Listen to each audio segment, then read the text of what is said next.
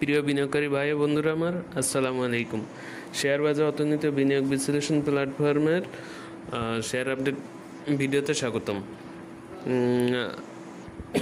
আজকে এখন যে দুটি শেয়ারের আপডেট দিব সেটি ওয়াচলিস্ট হিসেবে বলেছিলাম। একটি হচ্ছে ফেকডিল, অন্যটি হচ্ছে ইসকনিট। দুইটা আমার খুবই পছন্দের শেয়ার। আর শেয়ার দুটি আমার কাছে খুব স্ট্যান্ডার্ড মানের লাগে। শেয়ার দুটি প্রাইস লুজ হয় খুবই অল্প, খুবই সামান্য পরিমাণে প্রাইস লুজ হয়।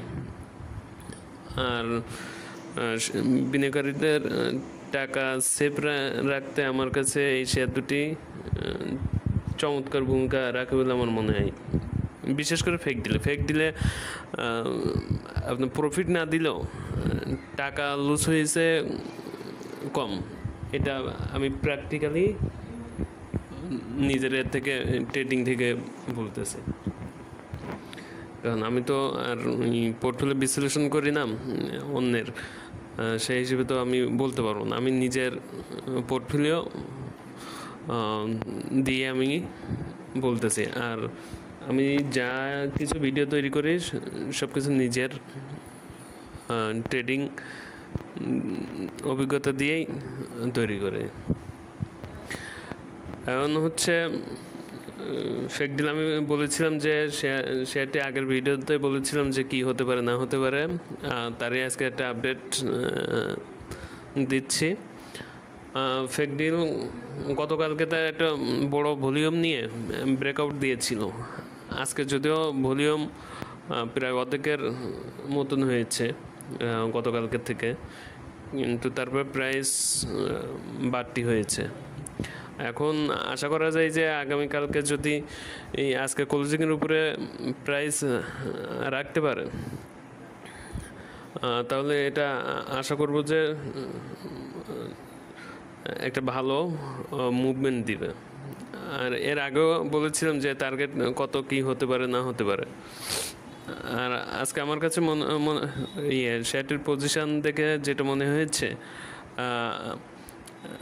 হয়তো শেয়ারটি আমরা পূর্বের বলার কথা নাই, বলবো যে 18 টাকা তো ফার্স্ট টার্গেট থাকবেই, প্লাস হচ্ছে সেকেন্ড টার্গেট হিসেবেও 19 টাকা 50 পয়সাও রাখতে পারি।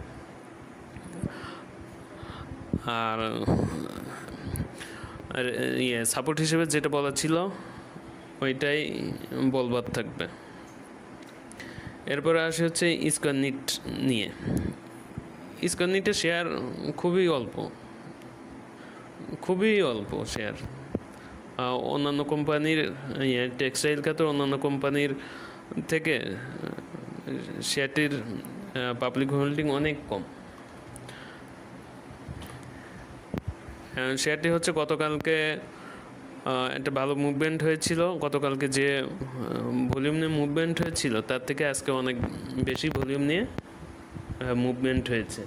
এটা আমার কাছে খুবই পজিটিভ মনে হচ্ছে। আর ইসকনিট শেয়ারটা আমি আমার অভিজ্ঞতার আলোকে বলবো যে এটা অতীতেও ভালো হয়েছে। যখনই প্রাইস মুভমেন্ট হয়েছে একটা ভালো প্রাইস গ্যাপ হয়েছে। আর আজকের প্রাইসের উপরে যদি আগামীকালকে ক্লোজ রাখতে পারে তাহলে ইনশাল্লাহ আশা করি এটা খুব শীঘ্রই 25+ দেখব। ফার্স্ট টার্গেট হিসেবে 25+ দেখব। আর পরবর্তীতে যেটা হয় সেটা তো ইনশাল্লাহ আমি আপনাদেরকে প্রতিনিয়ত আপডেট দেব। আমি আপনাদের কাছে জোর করে অনুরোধ করতেছি, শেয়ার বাজার অর্থনীতি বিনিয়োগ বিশ্লেষণ প্ল্যাটফর্ম কোনো ধরনের সেলের জন্য উৎসাহিত করে না। কারণ এই প্ল্যাটফর্মে আমি এসেছি আমার খুব ভালো লাগার জায়গা থেকে। এখানে কাউকে জ্ঞান দেওয়ার মতন জ্ঞান আমার নেই যে আমি জ্ঞান দিব, আর আমি আমার সক্ষমতার বাইরেও যে কথা বলবো না। কারণ আমি যেটা জানি না, বুঝি না, যেটা পারি না, সেটা নিয়ে কথা বলা, অন্যকে জ্ঞান দেওয়া আমার সাজে না। এটা আমি নিতান্তই এই প্ল্যাটফর্মে আমার মানে একান্ত ভালো লাগা জায়গা থেকে আমি এখানে সম্পৃক্ত থাকি। সেটা আমার মানে ভিডিও ছাড়ার সময় দেখে বুঝবেন যে আসলে এখানে আমি যে টাইমে ভিডিও ছাড়ি, ভিডিও দিই, আসলে টাইমটা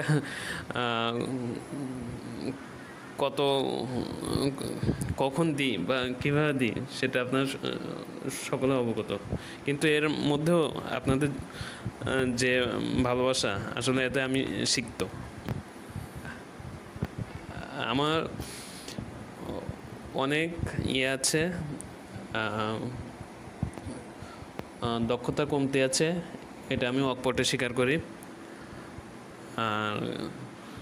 আর আমার তথ্য উপাত্তে যদি কোনো ভুল ত্রুটি থেকে থাকে আমাকে ক্ষমা সুন্দর দৃষ্টিতে দেখবেন। আমি আপনাদের সবার কাছে দোয়া প্রার্থী। চাইব যে আপনারা শেয়ারবাজার অর্থনীতি বিনিয়োগ বিশ্লেষণ প্ল্যাটফর্মের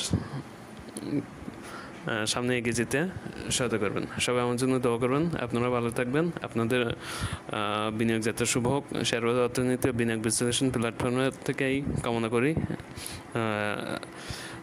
আজ এই পর্যন্তই।